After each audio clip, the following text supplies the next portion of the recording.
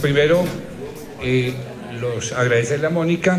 Ahorita haremos una presentación de ella, presidente para la zona andina de PepsiCo, una persona colombiana, trabajadora, que ha crecido muy grande en la organización. No le quito presentación. Tenemos de invitados hoy a los consejeros económicos de la Embajada de Estados Unidos, Laura Lochman, Daniel, que está en Villanueva. Ambos hablan español. Si quieren compartir con ellos perfectamente ahorita en un momento, pues tendremos una oportunidad después de la presentación de Mónica. Tenemos a la viceministra del Interior, Natalia Gutiérrez, que también nos está acompañando. Y tenemos a nuestros más queridos miembros, presidentes del foro acá reunidos. Quiero dar un especial saludo a José Sáenz. Salió de una enfermedad larga, está aquí con nosotros, nos agrada muchísimo tenerlo, José.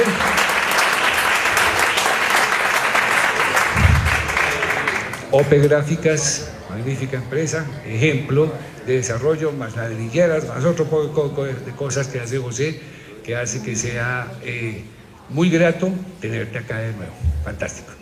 Y a todos ustedes. Miremos un poco los temas. Primero, segundo encuentro de líderes. Acuérdense de esto, el 7 de octubre, martes, en el Club El Nogal.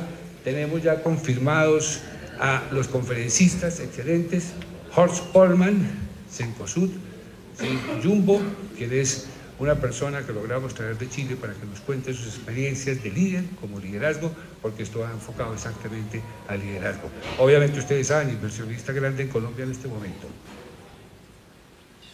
Por favor. José Francisco Arata, presidente de Pacific Rubiales, ¿sí? Está dentro de las facturas, dentro de las empresas que más facturan en este momento en Colombia. Silvia Escobar, presidente de la organización Terpel, también dentro de las empresas que más facturan en Colombia en este momento, para que nos hablen sobre el liderazgo. Y tenemos un panel que vamos a hacer sobre las últimas innovaciones en management. Es un panel que va a nuestro miembro Hans-Peter Notzen, el rector de la Universidad del Rosario, lo va a moderar y vamos a traer a las universidades que tienen los MBAs en este momento más nombrados en Colombia para que con ellos compartamos y se comparta en un panel cuáles son los últimos temas en innovación en management. Creo que todos los días no nos cansaremos de aprender temas y de aprender cosas, y esa pues básicamente es como la filosofía de nuestro foro, ¿no? Crecimiento empresarial. Entonces esperamos una convocatoria muy grande y que el 7 de octubre estén a reventar esos salones, porque este es un evento que se hace para el foro y para la gente que también está cercana a los miembros del foro. Hemos trabajado fuertemente en juntas de mejoramiento, pegante fundamental del foro, y vamos a hacer en la plenaria de agosto, último viernes de agosto, vamos a hacer una plenaria de juntas de mejoramiento.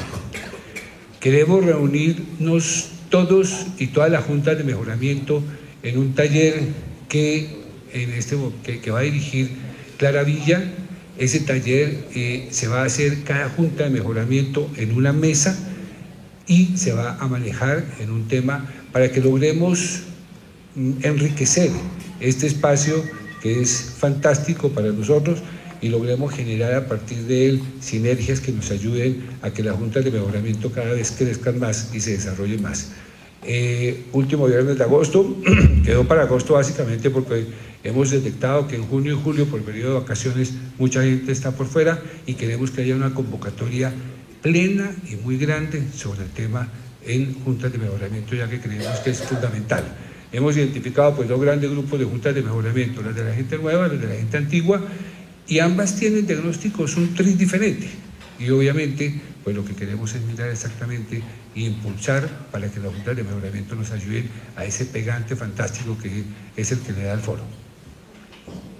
En grupos de acción, ustedes ven que hemos estado trabajando, el clúster de Bogotá ya se reunió, ya tiene unas propuestas concretas. Alfredo Mota, que está acá, es el coordinador del clúster.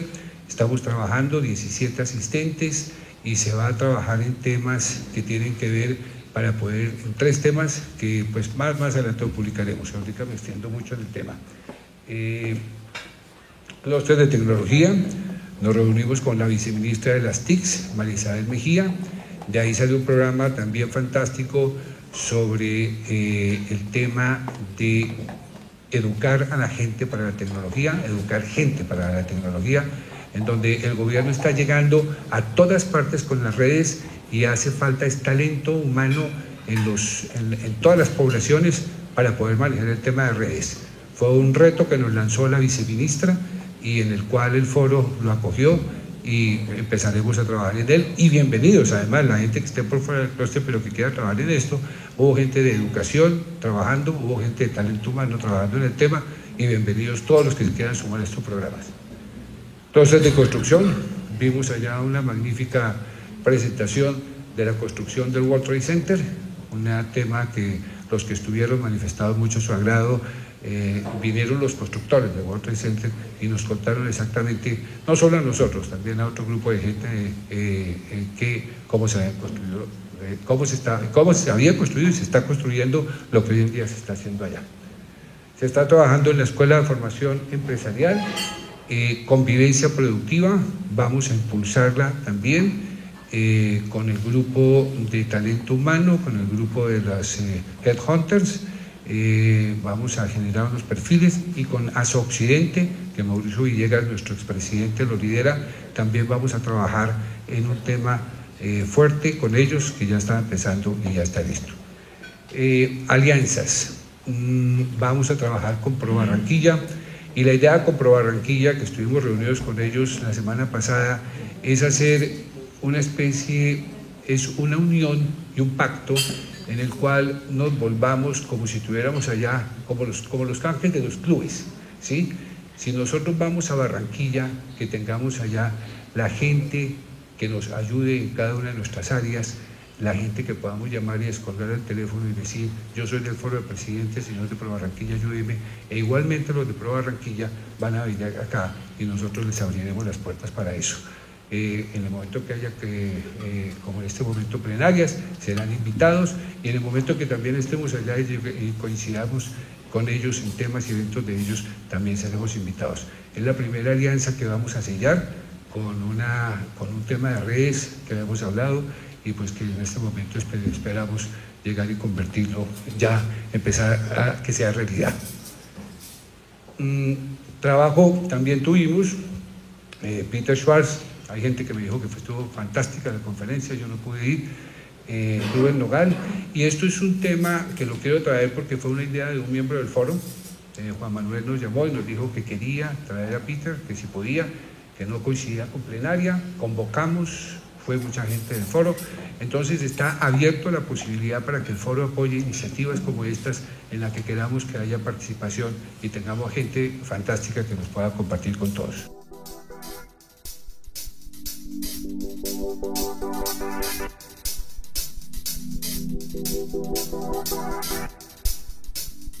Para mí es un orgullo, para nosotros es un orgullo contar hoy con la presencia de Mónica Contreras.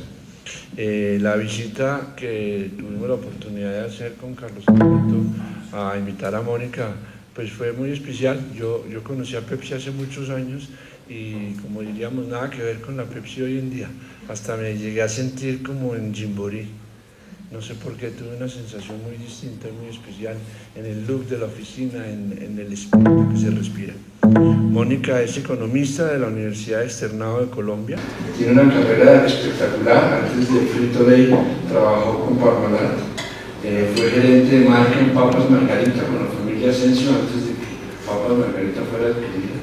Y pues la historia de Mónica es la historia de una persona, de cómo pasar de ser gerente de Papas Margarita a dirigir las operaciones de PepsiCo en la región andina. Como ustedes sabrán, la presidenta global de Pepsi es una mujer de origen hindú, una persona muy interesante. Ver la sala de juntas de PepsiCo, nos comentó como decía la subministra, la comparación nos dijo que solamente había 2 salas en Colombia con esa tecnología, en la presidencia de la República y en la presidencia de Pepsi. Y se genera un primer hemisferio de este lado real y un segundo hemisferio virtual, y entran todos los países del mundo. Se siente uno como en Disney o en las guerras de las estrellas. Muy interesante. Mónica está casada con un oftalmólogo, definitivamente tiene muy buen ojo el oftalmólogo. Y yo no quiero alargarme, simplemente darle, decirle Mónica, bienvenida, esta es su casa, para nosotros es un honor tenerte hoy y la audiencia. Muchas gracias.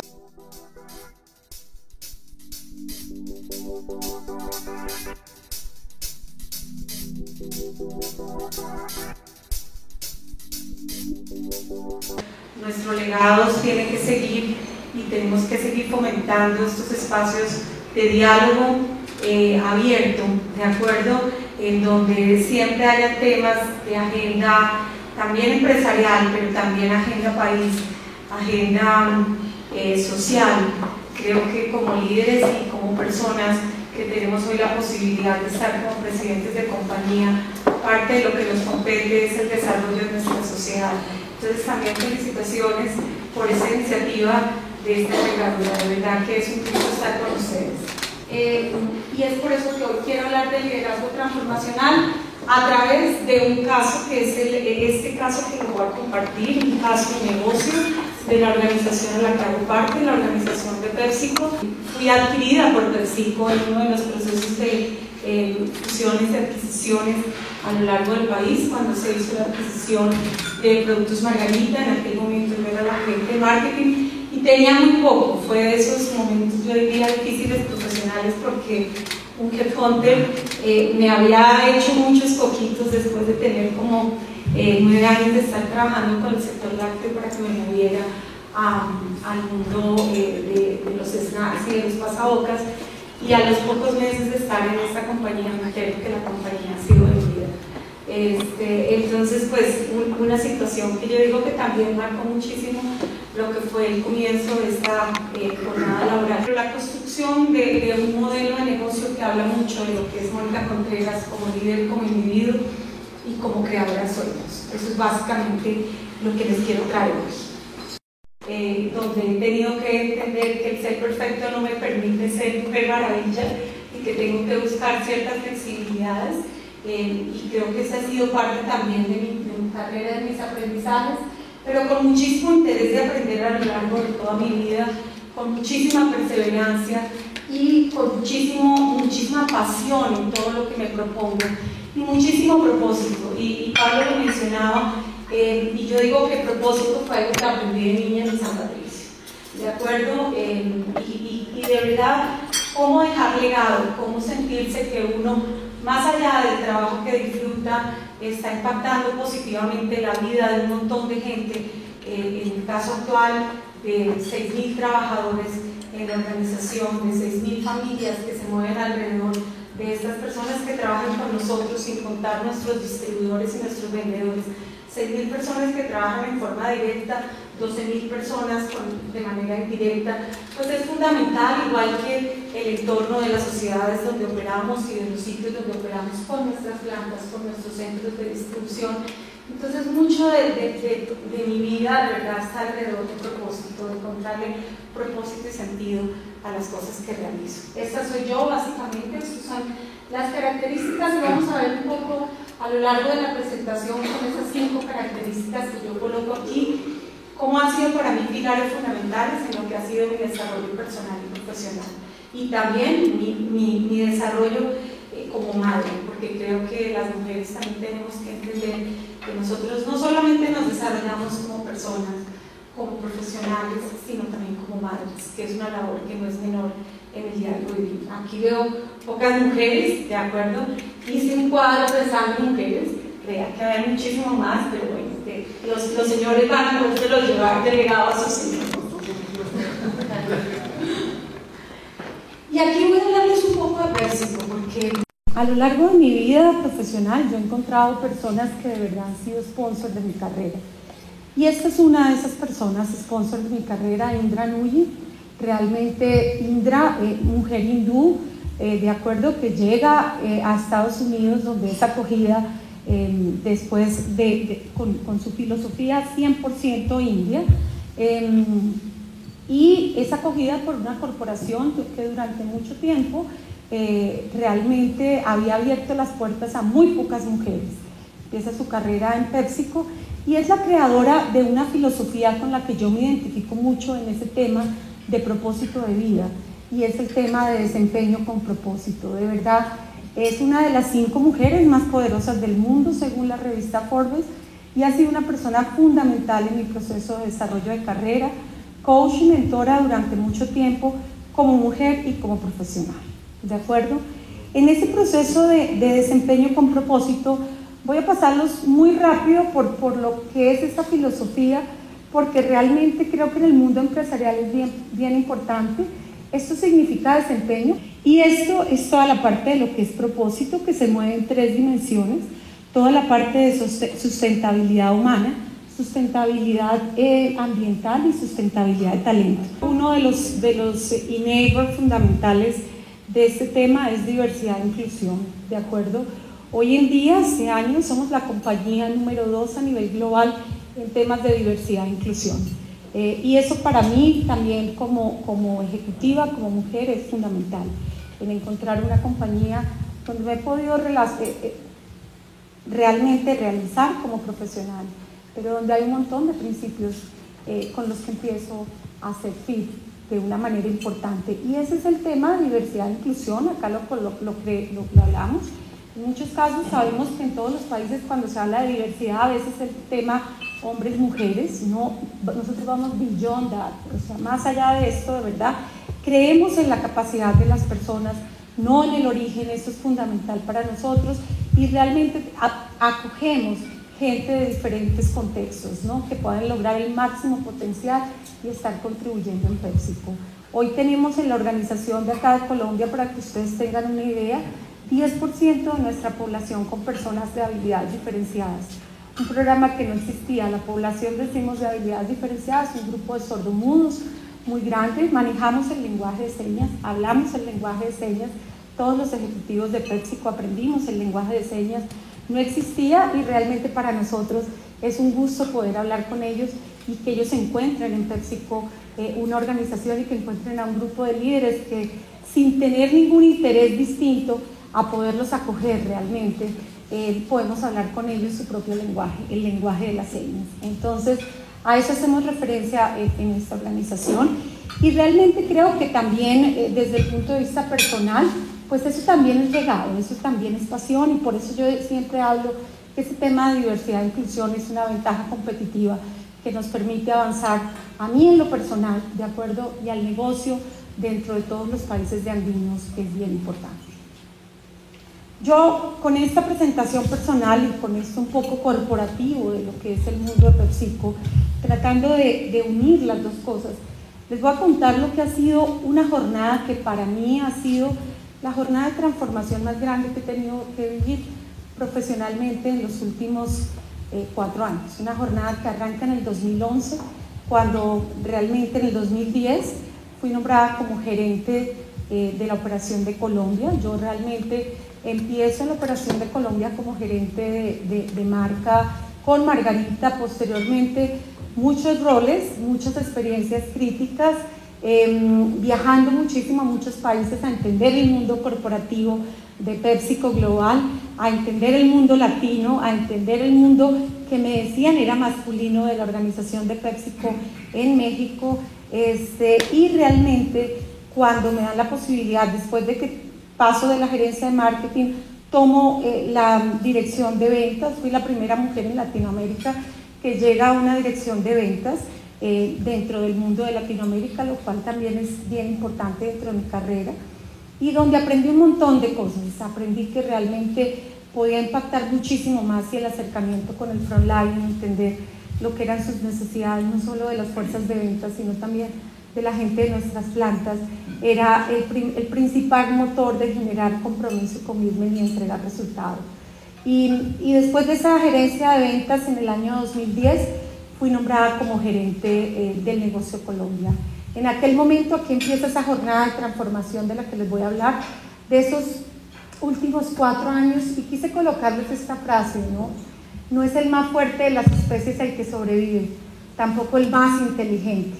Creo que es aquel que es más adaptable al cambio, y esa he sido yo, la más adaptable al cambio para poder llegar a esta transformación de negocio que tuviste, Pablo, y quienes conocen a PepsiCo saben cómo era PepsiCo hace unos años, y realmente esta transformación sí te podría decir que la venimos gestando, no solo yo, sino un grupo de personas que creemos y estamos completamente convencidos que la transformación es el camino para avanzar, ¿ok? Esto es básicamente cambiar parte de la cultura en la que sabemos que estamos todas las compañías en los últimos años, innovar y cambiar, como ese name of the game en el que estamos siempre buscando el balance de dónde movernos. Y aquí empieza un poco esa historia. Miren, una historia de una PepsiCo tratando de organizarnos siempre de una manera distinta, un clúster andino que en aquel momento la situación de Venezuela no era crítica, eran 4 países, Colombia, Venezuela, Perú y Ecuador, un gran country manager para esos países, después una separación, Andinos Norte y Andinos Sur, generándose un nuevo clúster que era el clúster de Andinos Norte. Sin embargo, en ese momento yo siempre he sido muy agradecida con Venezuela. Venezuela significó para mí un paso muy importante en mi carrera. El presidente Chávez lo quiero desde la distancia. ¿Por qué? Porque a raíz de la complejidad de lo que significaba Venezuela, PepsiCo toma la decisión de separar Colombia y Venezuela. Y ese es el momento de esta transformación de la que yo les hablo, cuando este clúster se hace un split, año 2010, ¿de acuerdo? Y se crea, realmente soy nombrada en el 2010, a mediados del 2010, y se crea la Organización de Colombia, que había sido durante muchos años una organización autónoma, pero que también de tantos ires y venires, de cambios organizacionales y de modelo de negocio, había pasado después de la importancia que había tenido, tal vez quienes conocen actividad hace algunos años, a esta organización, pues realmente una Venezuela crecía mucho mejor, Andino Sur crecía mejor y a veces se necesitaba apalancar de estos negocios, y se crea en el 2011 nuevamente la Organización de Colombia, en 2010, y en ese momento soy nombrada.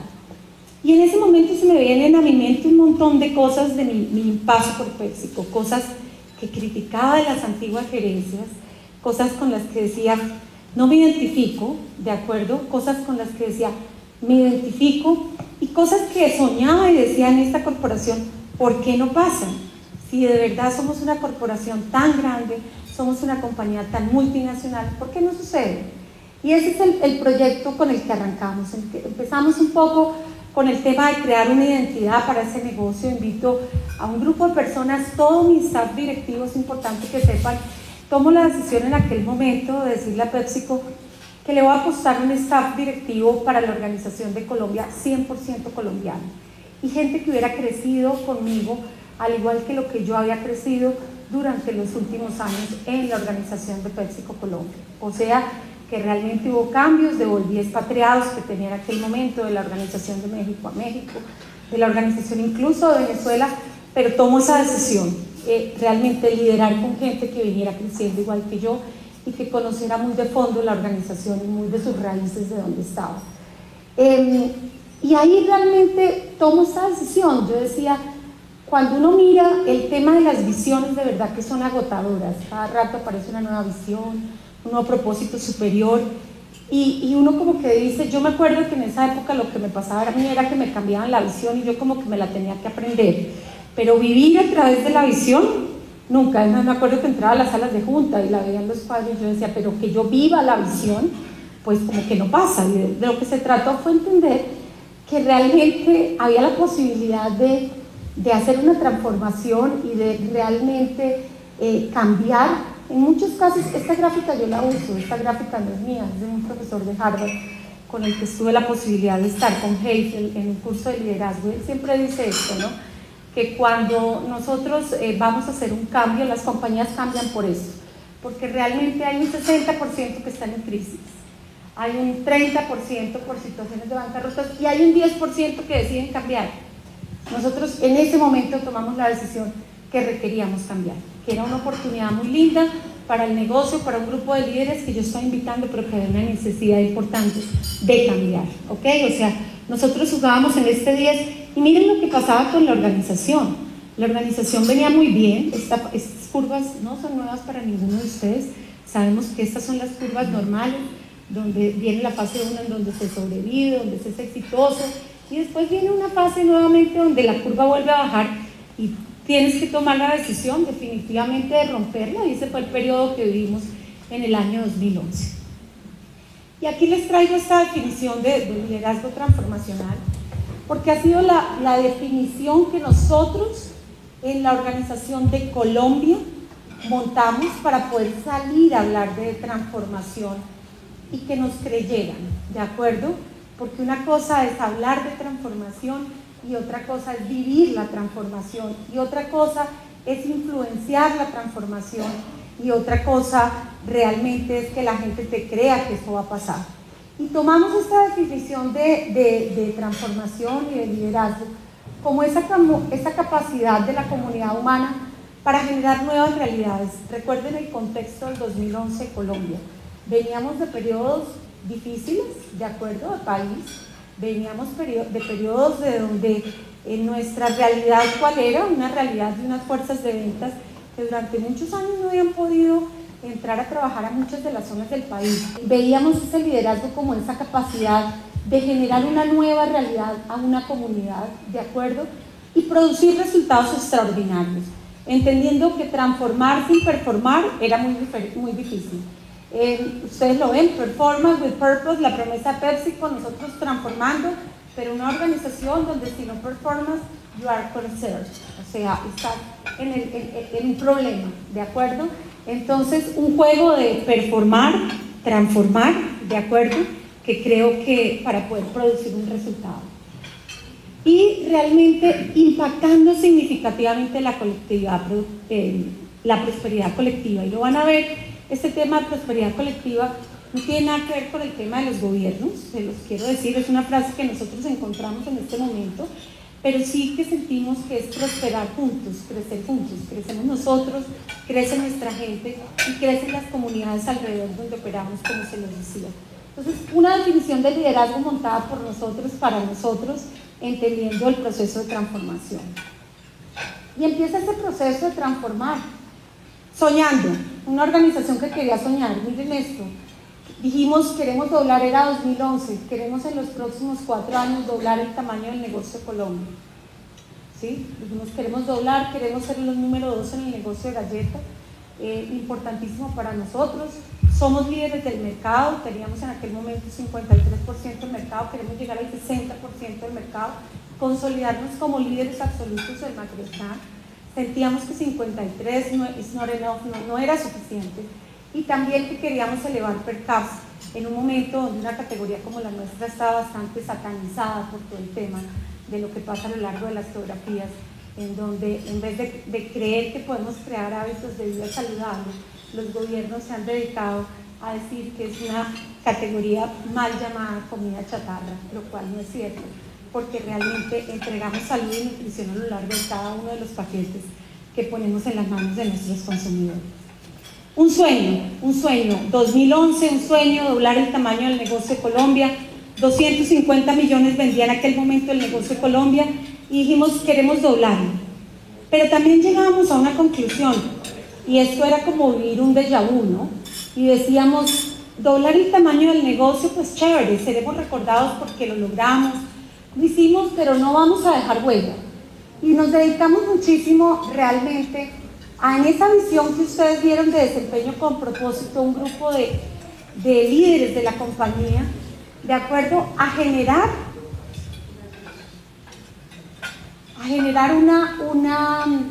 un propósito superior y una visión. Realmente nosotros no la llamamos visión, la llamamos propósito superior, porque todas las decisiones que tomamos en la organización de Colombia en aquel momento tenían que pasar por ese propósito y tenían que impactar en ese propósito. Y dijimos, llegar a eso no es suficiente, realmente, ¿cuál es el legado que nosotros queremos dejar en esta organización de Colombia? ¿Por qué queremos ser recordados? ¿Cuál va a ser esa promesa de valor y cuál va a ser la identidad competitiva con la que nosotros queremos avanzar como negocio? ¿Cuáles van a ser las principales estrategias? Pero también cuáles las nuevas prioridades y nuevas habilidades de líderes que tenemos que traer aquí para que nos ayuden. Son los mismos de antes, los tenemos que habilitar con algo más. Y fue parte del trabajo que hicimos y llegamos a este legado, a este proyecto de promesa de valor. Generamos bienestar en Colombia a través de experiencias nutritivas únicas, ¿de acuerdo? Y focalizamos esto, si se dan cuenta, esa promesa de valor en función de diferentes stakeholders, haciendo vivir esa visión a lo largo de cada uno de ellos, ¿no? Desde el lado performance y desde el lado de propósito, ¿de acuerdo? Y ustedes ven un poco cómo empezamos a trabajar de fuerte estas tres dimensiones. Nuestra gente prosperando juntos, comunidades siendo una comunidad socialmente responsable y en el consumidor realmente a través de nuestros productos generando experiencias alimenticias únicas, ¿ok? Pero ustedes dirán, bueno, Mónica vino a hablarme de la compañía, ¿cierto? ¿Y qué ha pasado? En esa cercanía y en ese paso con el Frontline, yo sentía que hasta aquí lo que habíamos hecho podía ser un poco más de lo mismo. Y más de lo que yo también había criticado como líder. Había invitado a un grupo de líderes chéveres que han crecido con nosotros, pero realmente yo dije, no sé si esto mi gente lo quiera, no sé si esto realmente, este trabajo que hemos hecho, realmente es algo que ellos quieran acoger o no. Y nos dedicamos a convocar, y aquí empieza este tema, a crear una marca, entender cuál era la cultura, ese DNA que había en PepsiCo de aquel momento de Colombia, para entender cuáles elementos queríamos mantener, cuáles elementos queríamos dejar atrás y cuáles queríamos fortalecer como organización. Entonces, ustedes lo ven, innovación, local, ser una organización mucho más rápida, mucho más moderna y mucho más simple. Fueron elementos que aparecieron en aquel momento, pero también aquí no nada nuevo. Encuestas de cultura organizacional se hacen muchísimas, muchísimas. Y de ahí a que se transforme hay un gran gap. ¿Qué hicimos nuevo? Lanzamos una marca. Esta marca, este cohete que ustedes ven, Pablo lo vio en la oficina, me dijo, Mónica, ¿qué es este cohete? ¿Qué es esto? Este es el cohete, Pablo. Un plan que se llamaba Expedición 500, que tenía un significado que era doblar el tamaño del negocio de Colombia para llegar a ser una organización de 500 millones de dólares, ¿de acuerdo? Pero adicionalmente, mira la invitación, invitamos a 60 personas de la compañía, incluidas gente del Frontline, bien importante. Los invitamos a ellos a que participaran de este proyecto y a que nos dijeran cómo creían que tenían que doblar con nosotros el tamaño del negocio de Colombia. Y en ese lujo por los detalles, en ese paso mío del marketing, les diría yo decía, bueno, crear una marca es chévere, ¿de acuerdo? Acoger a la gente, invitar a la gente y que formen parte de este proyecto, también chévere, ¿de acuerdo? Pero invitémonos a soñar, ¿ok? Y que soñaran con nosotros, que soñaran como personas, que soñaran como negocio y que entendieran si realmente estaban dispuestos a asumir este reto con nosotros. Este video que van a ver fue montado por gente del Frontline de la compañía con la agencia BBDO. Eso nunca te pasaba, nunca. Era el director de mercadeo que se sentaba con la agencia, no el Frontline, menos de operaciones, menos de ventas, diciéndole, oiga, llevamos trabajando en este tema 6 meses y queremos venderle así porque si así se le habla a la gente, creemos que es como vamos a poder soñar, de lo contrario va a ser distinto. Fíjense este tema, empezamos a trabajar una organización completamente distinta, una organización 100% multifuncional, 100% matricial, oficinas 100% abiertas, que ese es el cambio que dice Pablo. Todas las oficinas nuestras no tienen puertas, todos los espacios son abiertos, todas las salas de juntas son abiertas, ¿de acuerdo? Estamos en salones de innovación que van desde asientos en el piso, árboles donde se recrean las ideas, hasta realmente salas de junta ya de mayor dimensión, no formales, como lo puede ser la telepresidencia. Pero realmente una organización que cambia a raíz de este proyecto que se llama Expedición 500, 12 equipos, 12 prioridades, 2 equipos multifuncionales, incluyendo gente del frontline de todas las áreas de Colombia, de acuerdo, trabajando 12 prioridades que se establecieron en aquel año. Nosotros vamos a Nueva York a vender los planes. Eso es lo que nos sucede, a traer los recursos para esto. Tomamos la decisión de por primera vez irnos las 60 personas que nosotros convocamos a esta expedición, con este video, con esos programas. Por primera vez el frontline de la compañía a presentar los planes de transformación del negocio de Colombia para los próximos 4 años. 60% de ellos no hablaban inglés o no hablan inglés. Ya han venido cada día avanzando en el segundo idioma, que es algo que hacemos muy fuerte, pero se fueron operarios de líneas, operarios de máquinas. Llevamos personas sordomudas que forman parte del proyecto, esos 60, que realmente trabajan en estos 2 equipos multifuncionales a venderle el proyecto a la corporación.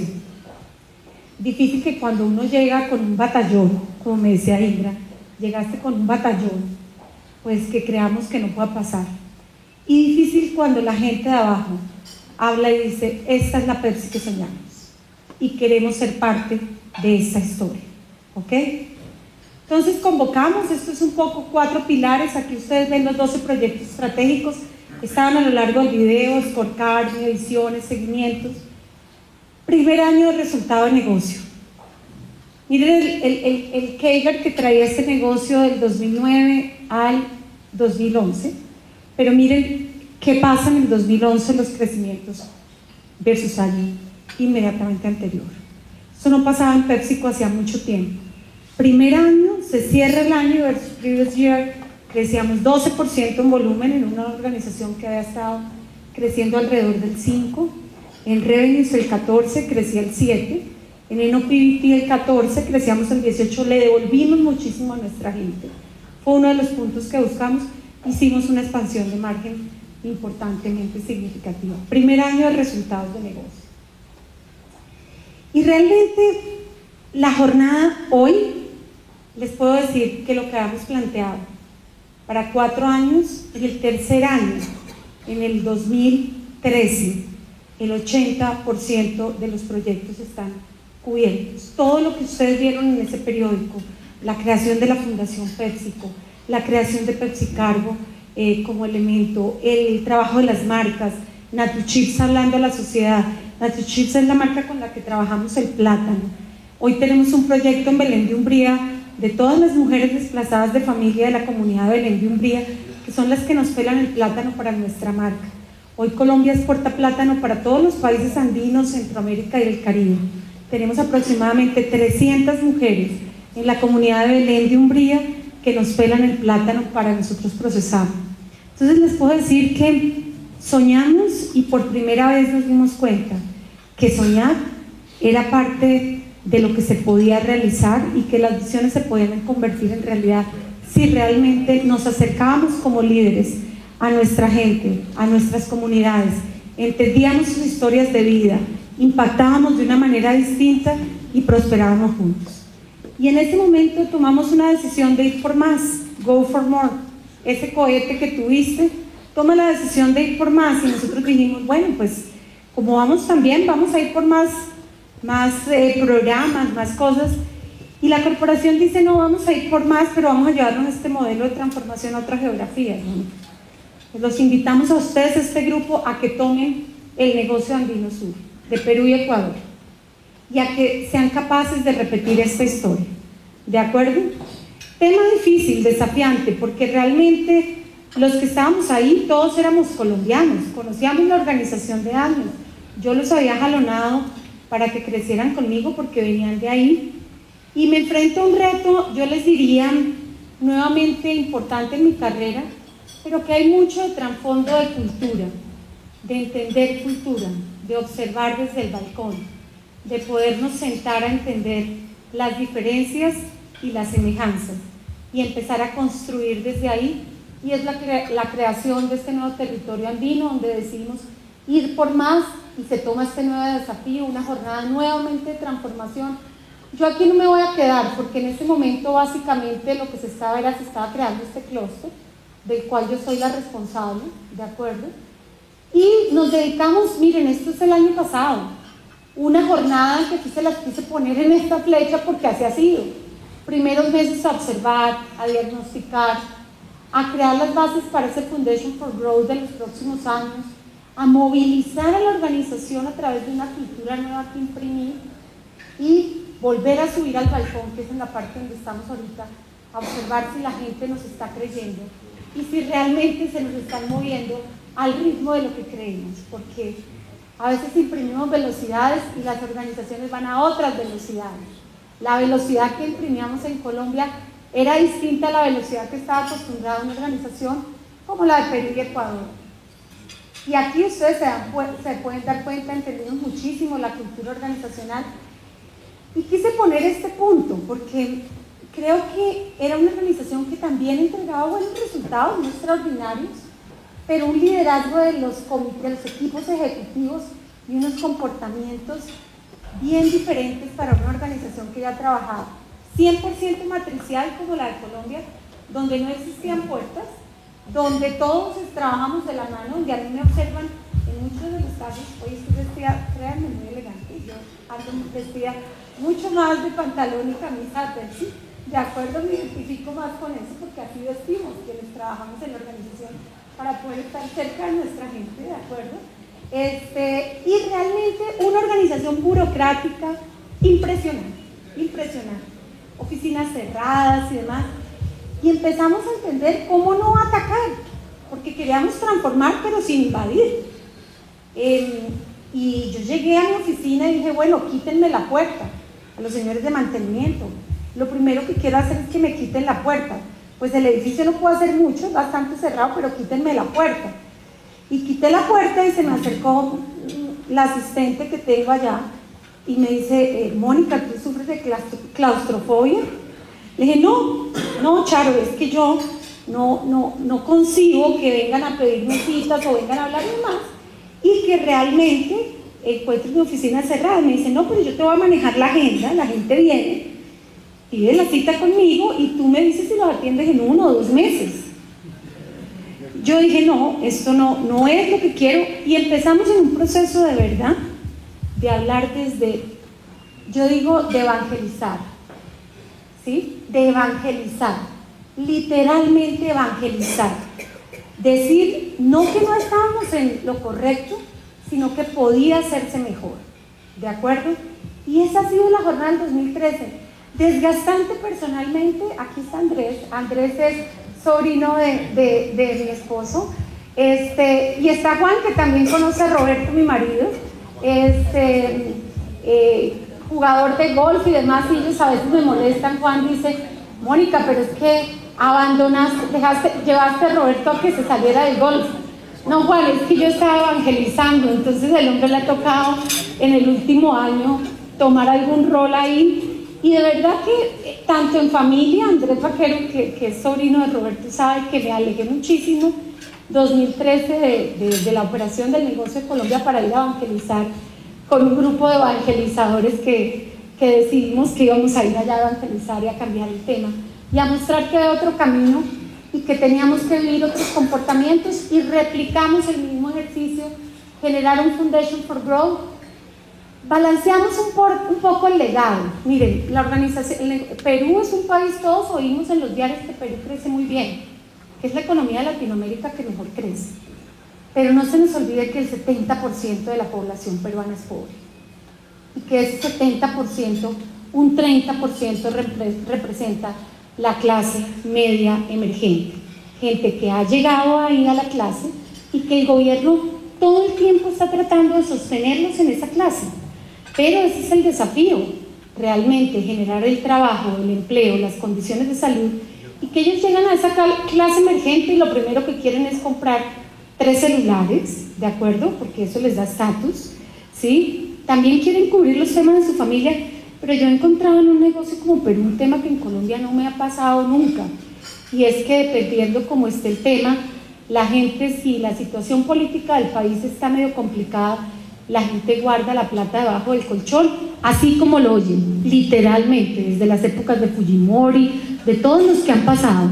Ellos llegan y dicen, yo no estoy creyendo que esto va bien, yo guardo la plata aquí en mi colchón, hay que entender esto, ¿qué pasa? pero un arraigo cultural muy distinto al arraigo cultural colombiano. Un Ecuador muy similar a Colombia y lleno de muchos colombianos. Yo hablo mucho más de Perú porque fue un arraigo cultural distinto.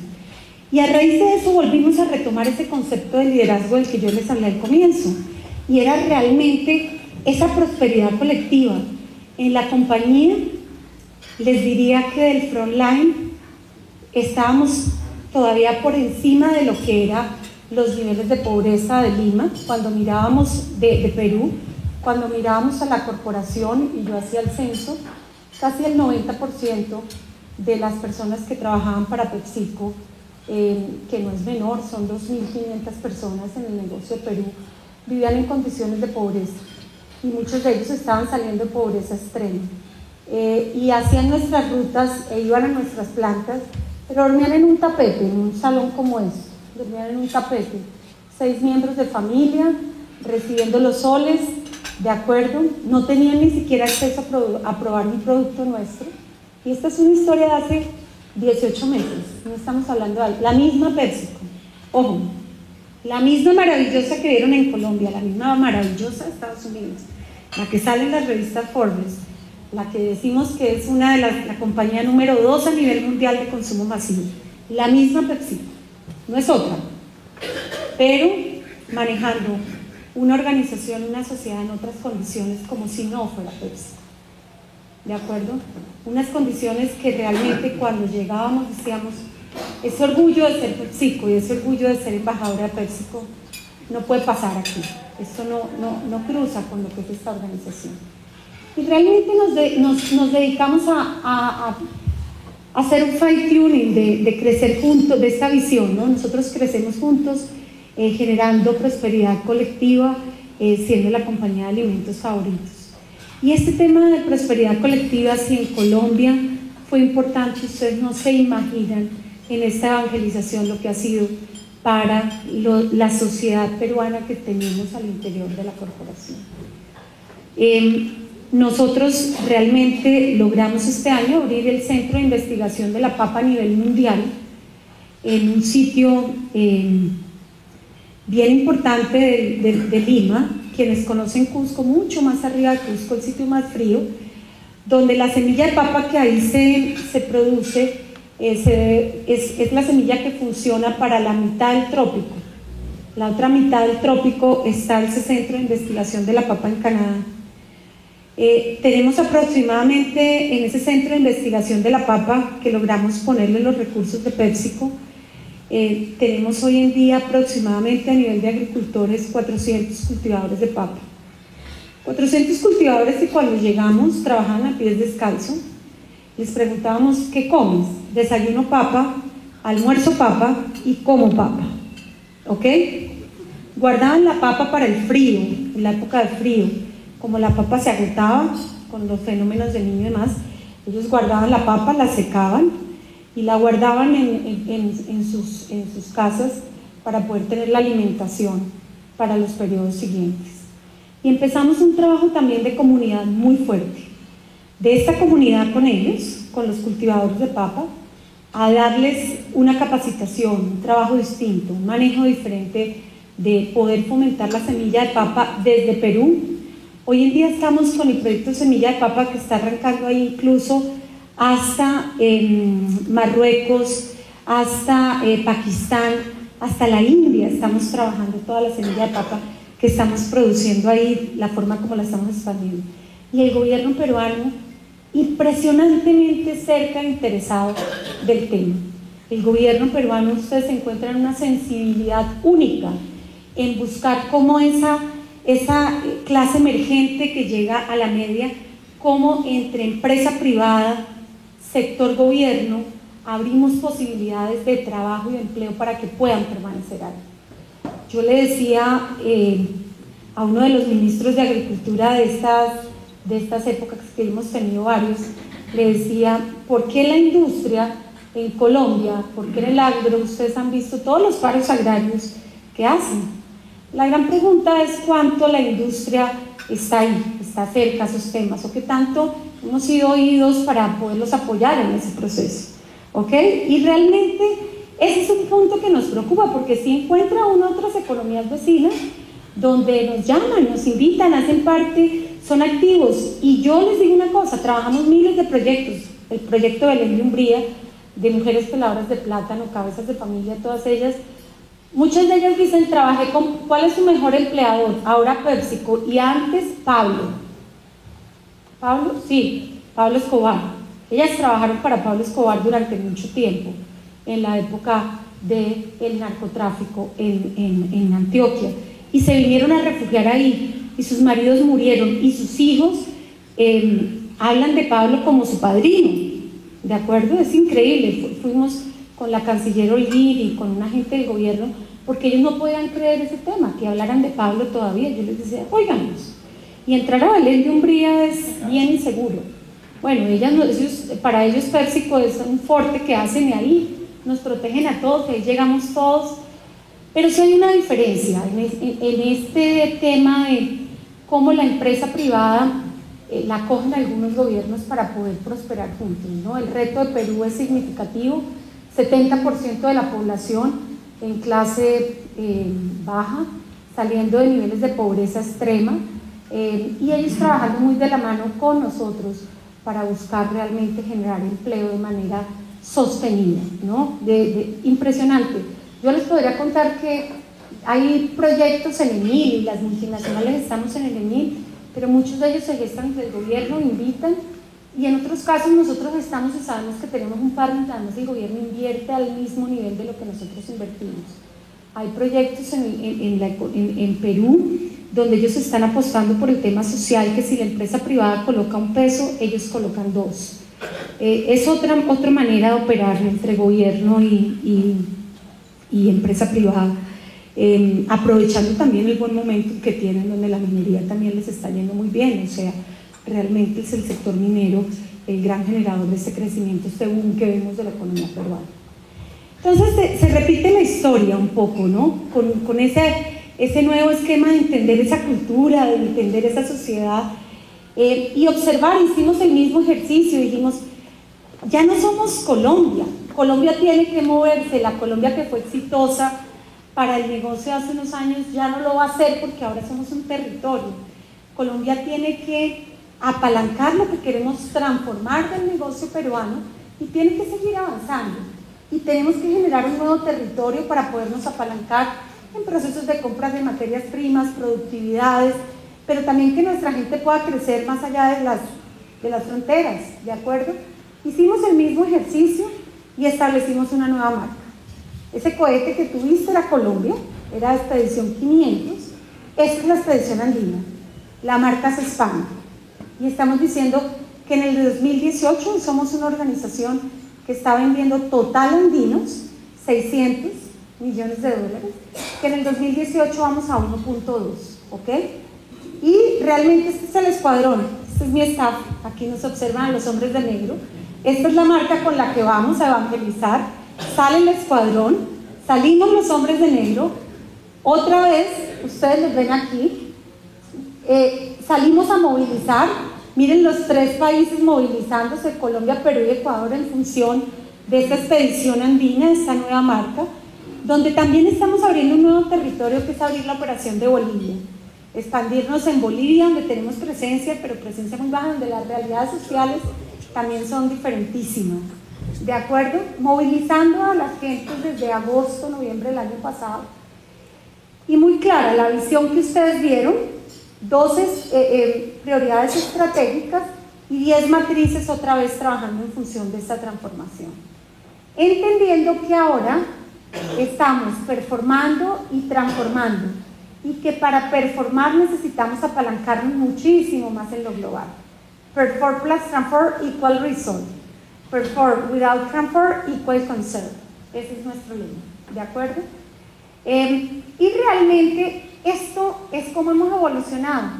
Miren la organización de Colombia en el 2013 vendiendo ya 380 millones de dólares de ventas. Una organización que empieza en 250, 380, miren la nueva expedición de Colombia para el 1.2, llegar a 750 millones de dólares para el 2018, y cada país y cada territorio con un nuevo número, una visión y una jornada de transformación. se crea este clúster. Decidimos que, dados sus crecimientos, dentro de PepsiCo y dentro de Latinoamérica, este clúster tenía que ser la nueva frontera de crecimiento, para asegurarnos que recibíamos el dinero, recibíamos los recursos y que nosotros le devolvíamos a la organización, creo que es el dinero.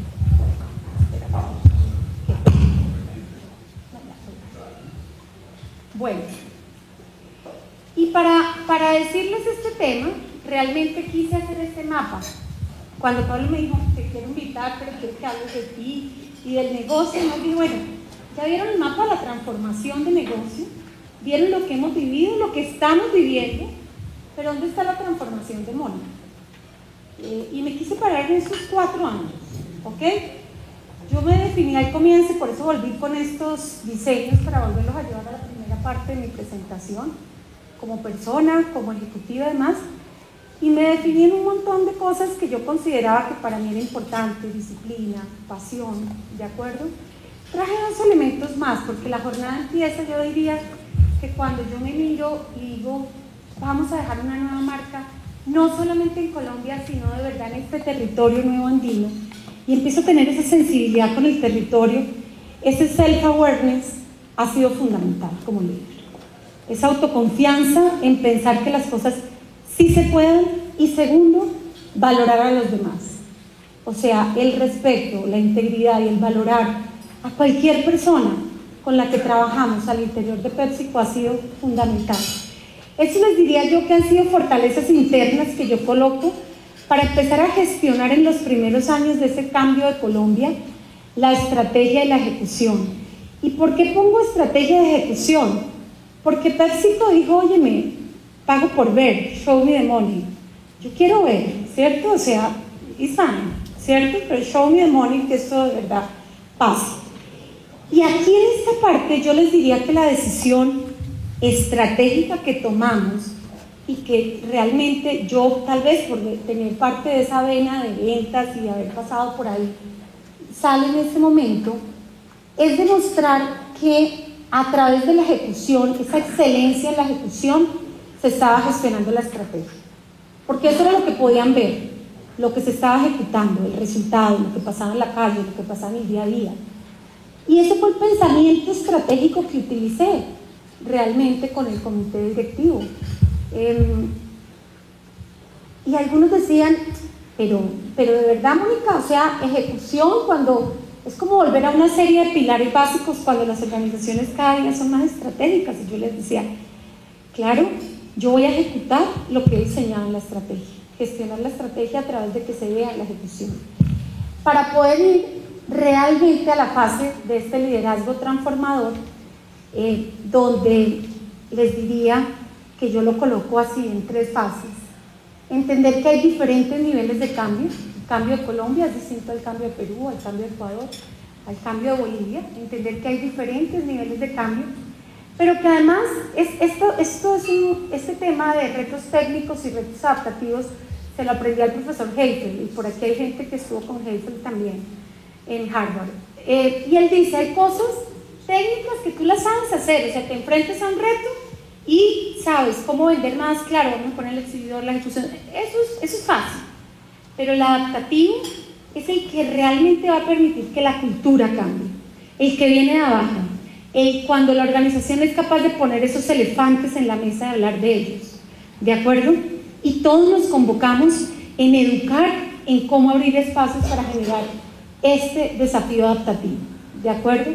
Y ahí hemos estado abocados, porque convocar a la gente, invitarlos a que participen, que vayan a Nueva York, pues sí, chévere, pero abrir los espacios para que se puedan comunicar con nosotros, para que coloquen ese elefante. Nosotros le decimos Mamut. Mamut es la marca nuestra de las galletas cubiertas de chocolate que se venden en todas las tiendas de Colombia, y que realmente es un elefante. Entonces nosotros decimos, para poder poner el mamut en la mesa, es el desafío adaptativo, y en eso hemos venido trabajando muy fuerte. Y realmente aquí saqué unos capabilities de liderazgo que yo les mencionaba que han sido nuevos de la Mónica de hace unos años ahorita, y es inspirar y energizar.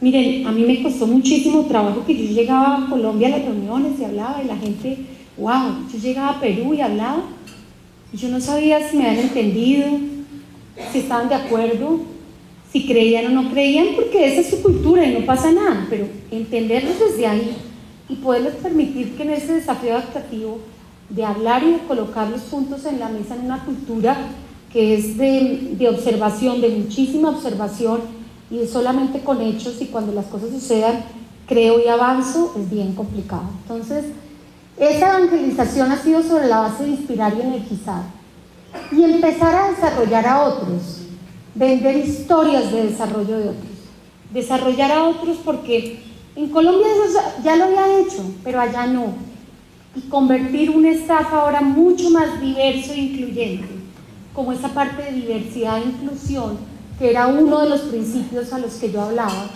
entendiendo que teníamos que gestionar equipos, gestionar el cambio y que ahora había una nueva inteligencia colectiva que observar.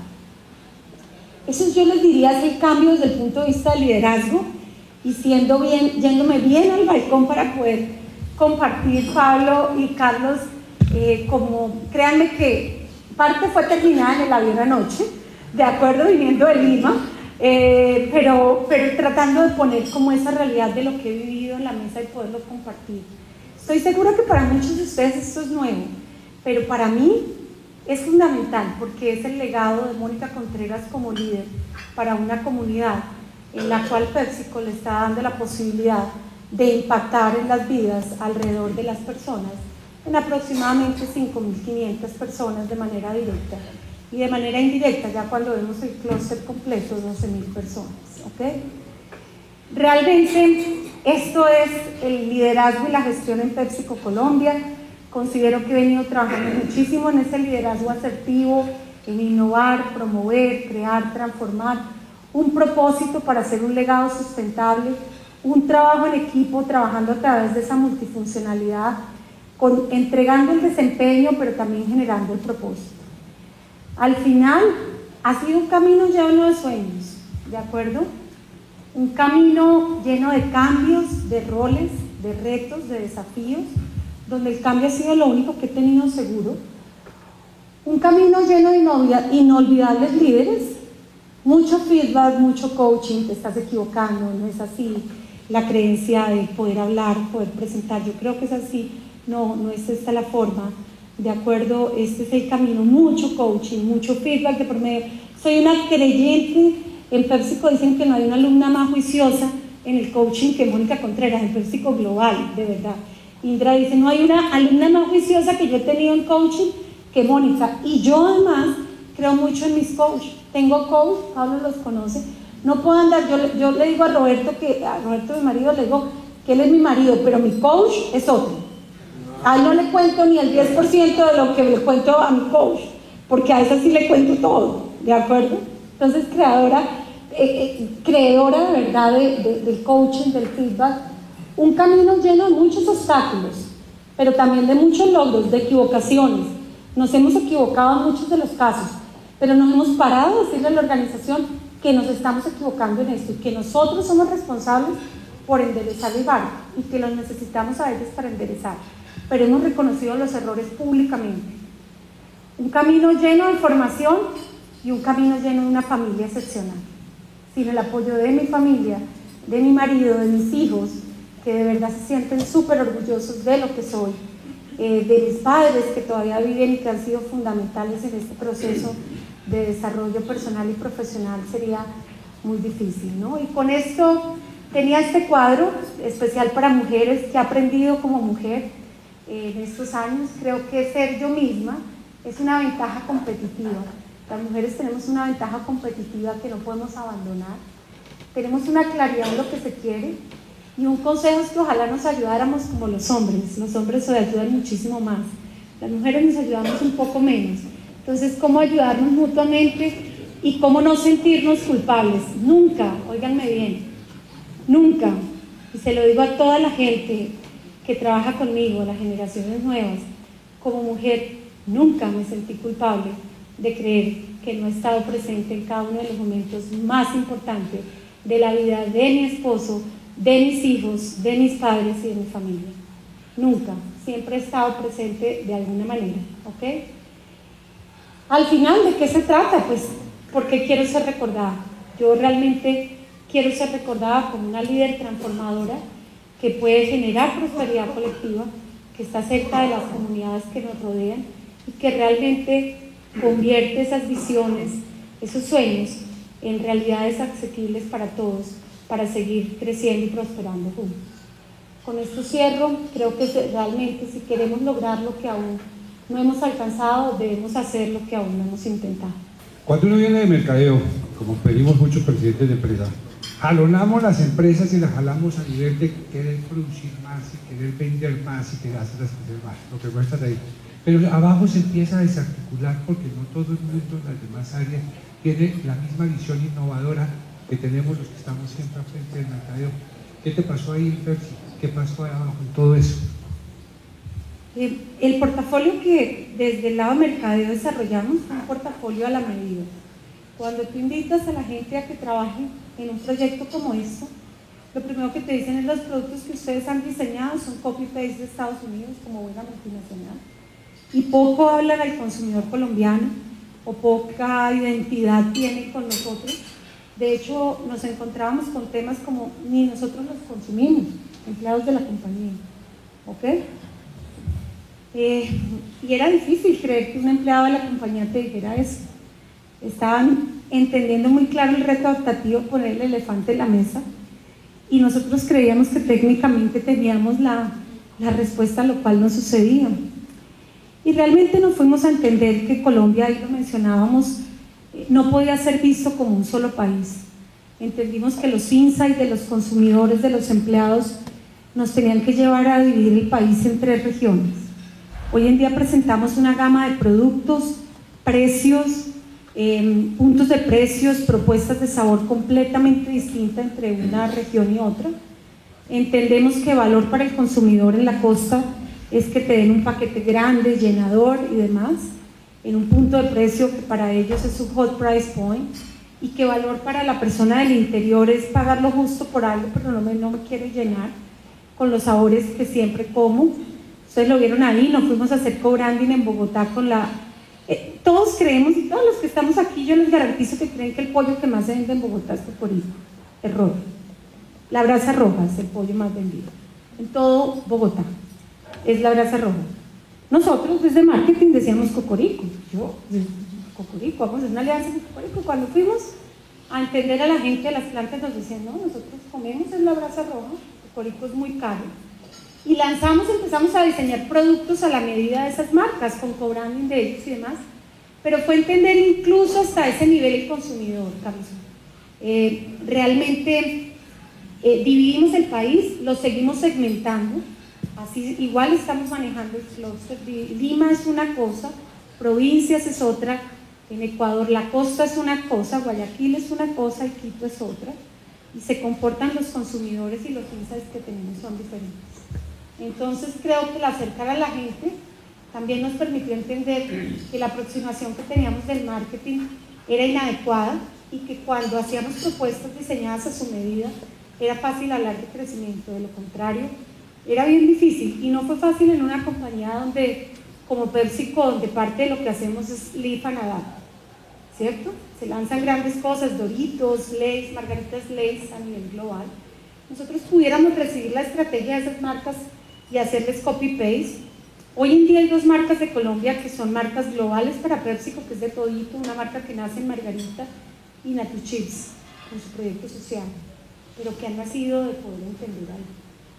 Lograste tener la visión para crear las condiciones del cambio, sabías para dónde tenías que ir y lograste vender la idea internamente. ¿Cómo lograste de la organización a nivel internacional el apoyo para esas nuevas ideas de transformación tan profunda como las que pusiste a funcionar en el área andina? El apoyo de tu organización arriba me imagino que ha sido fundamental. ¿Cómo lograste convencerlos? Veníamos de unas encuestas de clima organizacional muy bajas en aquel momento. La Organización de Colombia se situaba en la media de la encuesta de clima, y una de las grandes apuestas, ustedes lo vieron ahí, era participar en el Great Place to Work de Colombia, pero también la gran apuesta que teníamos era que queríamos ser estar dentro de las 3 primeras organizaciones y encuestas de climas organizacionales, que en el caso nuestro la compañía es la herramienta más fuerte con la que nos miden. Y trabajamos muchísimo no solamente en recibir a ese grupo de gente y trabajar cerca a nuestra población, sino también entender lo que nos decían en esa encuesta para poder transformar.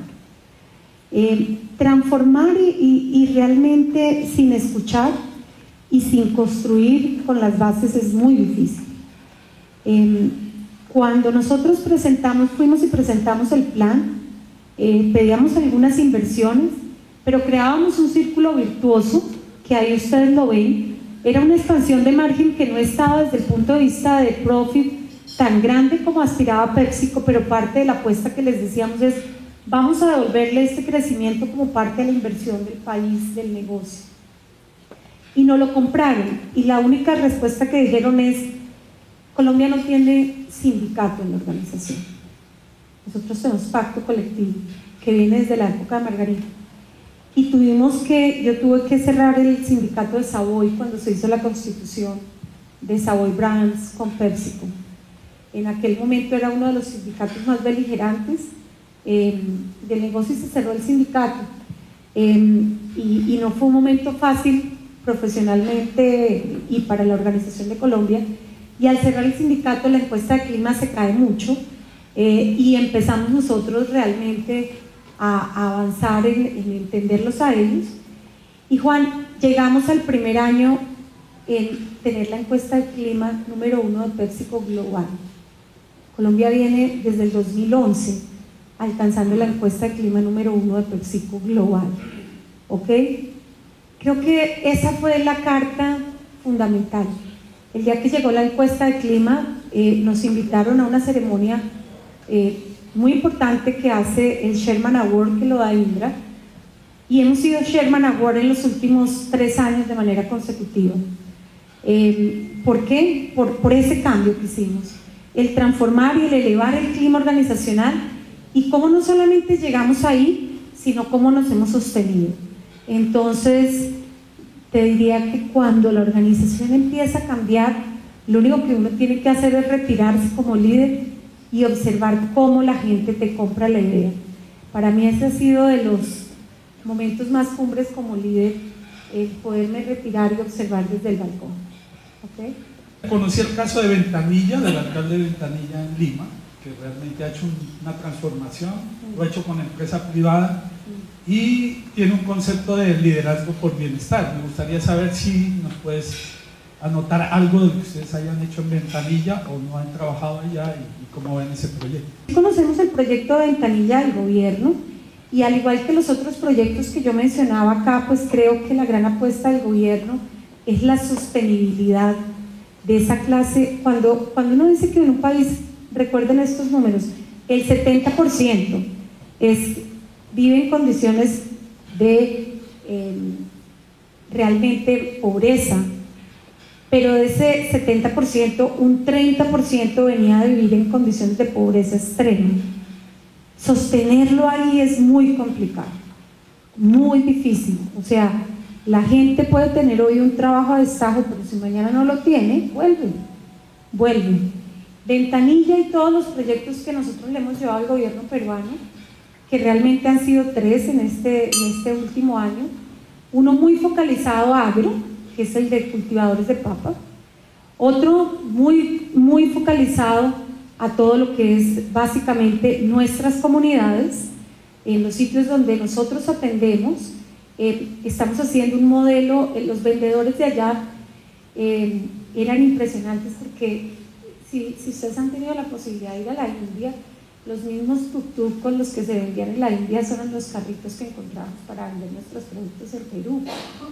Y era gente que compraba su motica japonesa en $1.500, $3.000 y con eso nos vendían. Y empezamos a generar un proyecto de responsabilidad social, de generar microempresarios como fuerza de venta. Y estamos financiando a un grupo de esos antiguos vendedores que llevaban un buen tiempo con la compañía, a convertirlos a una figura más estable de microempresarios con aproximadamente 20 rutas, donde les estamos financiando esos temas, atendían los productos, los compraban y los dejaban ahí al lado de la cama, por eso veíamos la plata debajo del colchón, es verdad, y la veíamos. Ellos su ganancia la metían debajo del colchón y uno les decía, ¿pero por qué? Decían, porque no está claro qué va a pasar con el gobierno. Los niveles de confianza, ellos han tenido, la cultura peruana, las políticas los han afectado muchísimo y el nivel de confianza del consumidor varía muchísimo cuando uno lo compara Perú contra Colombia, incluso contra Ecuador, es impresionante. Entonces hicimos un proyecto de microempresarios que fue el segundo, donde estamos generándoles empresa. Hoy en día ellos ya tienen aproximadamente entre 12 y 15 rutas. Ayer justamente estaba visitando la nueva generación de microempresarios que tenemos en Trujillo, la segunda ciudad más importante de Perú. Otro tema importante es la diferencia entre la capital y la segunda ciudad, ¿no? Cuando uno va a Trujillo, Arequipa, las segundas ciudades son completamente distintas a lo que nos pasa en Colombia entre Bogotá, Medellín, Barranquilla. Eso no existe, allá la diferencia es notoria, muy grande. Entonces estamos con un proyecto de microempresarios también nacionales que el gobierno nos ha apoyado muchísimo, porque el gobierno peruano está trabajando muy fuerte en la formalización.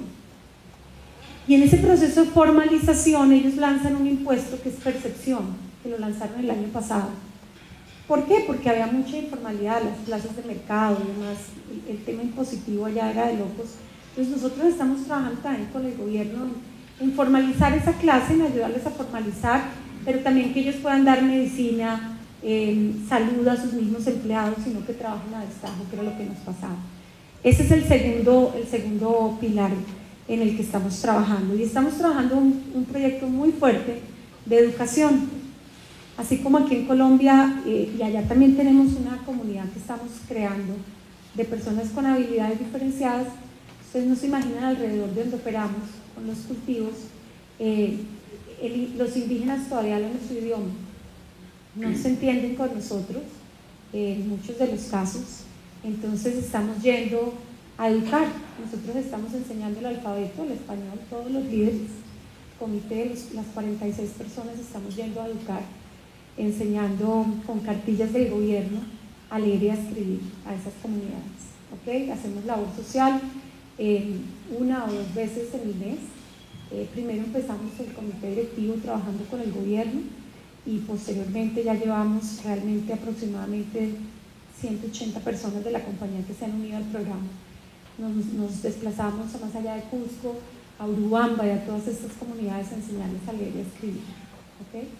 Entonces te diría que así trabajamos un poco más con el gobierno, en esas 3 aristas más que con lo que es Ventanilla propiamente. Una pregunta personal y que esté libre de responderla. ¿Cómo cultivas esa pasión? ¿Cómo cuidas esa pasión? Porque eso creo que no es producto de la casualidad, sino que hay un trabajo interior, personal, continuo. Háblame un poco de eso. Sí. Yo creo que eso viene muy de la sangre también, ¿no? Y realmente es importante que lo sepas. Yo llego a Bogotá teniendo 7 años, pero yo soy nacida en una ciudad que es Ocaña, norte de Santander. Entonces, mi papá tuvo que salir un día porque la guerrilla lo estaba boleteando, y soy la menor de una familia de 3 hermanos, hombre y mujer, gemelos mayores que yo, 9 años. Y yo recuerdo muchísimo de ese momento de salida, de esos 7 años, que nos tocó arrancar en un Nissan Patrol, porque en Ocaña, pues podrás entender que no había carreteras, no había avión, ¿de acuerdo? Siempre hay otro colega que de pronto lo conocen, Najib Nene, que también es, su familia también es ocañera, y mi madre es libanesa, sirio-libanesa, ¿ok? Mi padre santanderiano, ocañero, ¿de acuerdo? Pero yo salgo en ese momento y salimos literalmente con una mano adelante y otra atrás. Llego al colegio y me dicen, te subes aquí y nos vamos, ¿sí? Y así llegué aquí a Bogotá a los 7 años con mis hermanos mayores que ya estaban estudiando acá además, pero yo seguía allá. Mi papá, como ingeniero constructor, hacía un montón de proyectos, dentro de esos las carreteras y el Cura Pérez que existía, y a quien llegaba, me cuenta él, hoy en día mi padre tiene 82 años, pero me cuenta que él llegaba, el Cura Pérez llegaba a las oficinas de ingenieros y arquitectos y les llevaba hasta flechas del Catatumbo y todo el tema, y el Cura Pérez siempre iba a que le ayudaran por los indígenas. Y el tipo se había desaparecido y un día aparece y le dice, no, es que a partir de hoy necesitamos que la compañía que usted dirige, que tenía oficinas en Bogotá y allá, entregue tanto, y salimos. Y realmente llego aquí a Bogotá y siempre he tenido ese recuerdo en mi memoria, porque lo que vi a partir de ese momento fue muchísima pasión de mis padres.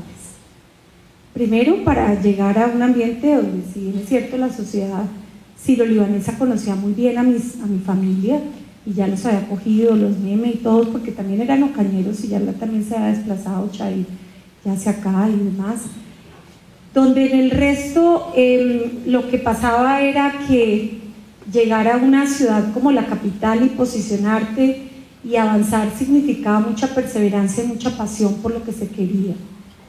Y yo vi cerrar una oficina de 7 años que nunca más se volvió a abrir, y vi también de 7 años, te diría, una sonrisa siempre a pesar de eso, la sonrisa de mi padre, que me ha acompañado toda mi vida en demostrar que no pasaba nada, que era una situación coyuntural y que realmente cuando las cosas estaban claras y se quería avanzar, no importara dónde se parara el individuo, porque no importaba dónde se parara uno como persona, sino realmente uno como ser humano para seguir avanzando. Y yo te diría que eso es lo que me permite ser una apasionada, ser una perseverante, porque ha sido una vida también de lucha personal. Le decía a Pablo que yo me acuerdo que mis padres me pusieron en el colegio San Patricio, el colegio era bilingüe, yo venía de pueblo. Entonces yo dormía, comía, desayunaba con un profesor de inglés que todavía lo alucino, ¿sí? Y Pablo me decía un día, ahí cambió tu vida. Le digo, yo no estoy tan segura, Pablo, porque de verdad yo alucinaba, porque en el colegio todo el mundo ya habían hecho kinder, pre-kinder, transición. La niña venía de pueblo, venía a séptimo y ya ellos hablaban un montón de palabras en inglés y yo hablaba mal como santanderiana, de acuerdo, como cañera, que también hablaban golpeadito, y segundo, no hablaba inglés, de acuerdo. Y siempre hay una sonrisa, o sea, de verdad en mi casa, a pesar de esas primeras situaciones de movilización y de lo que nos pasó, siempre hubo mucha sonrisa y mucha pasión.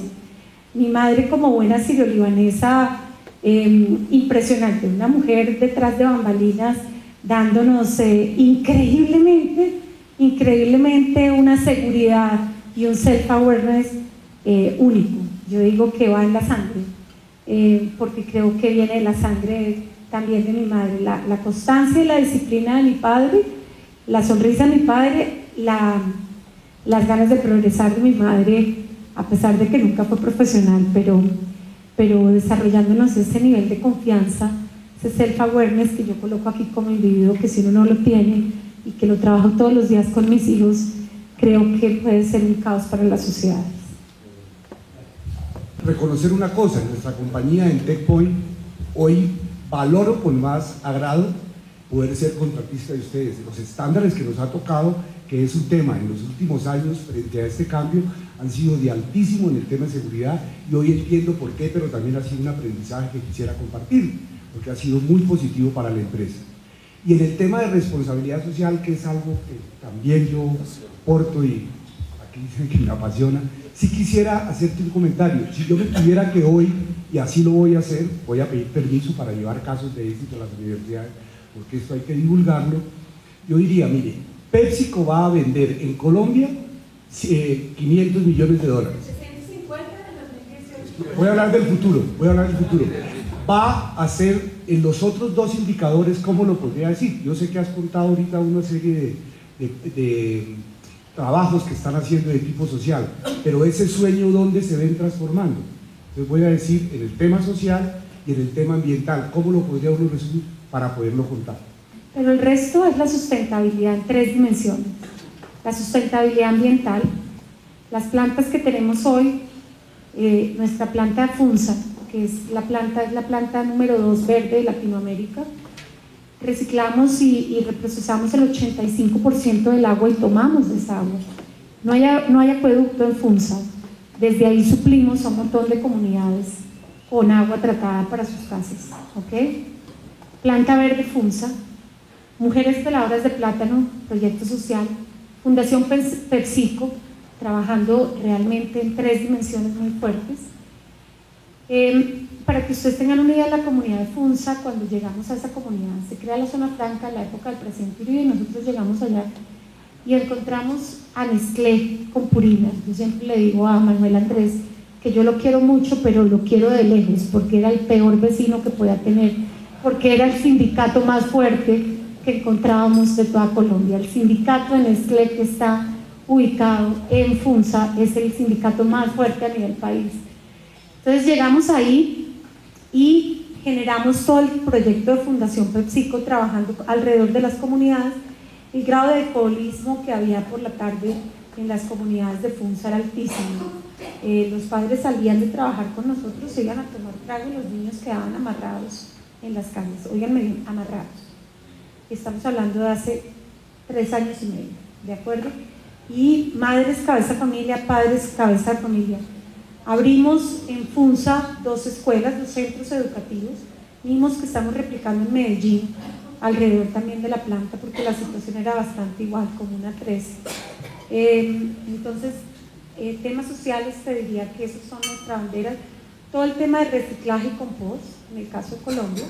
En el caso de Perú también, todo el tema de compost, el tema de habilidades diferenciadas, allá enseñando la lengua español, aquí fortaleciendo cada día más el lenguaje de señas.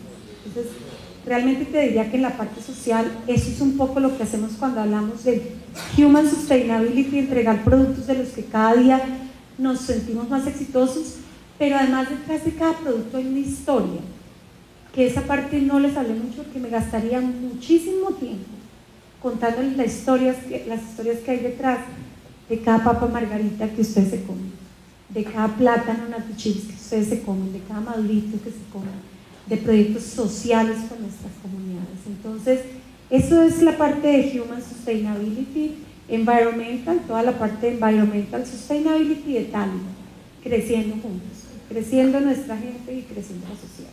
Esos 3 pilares.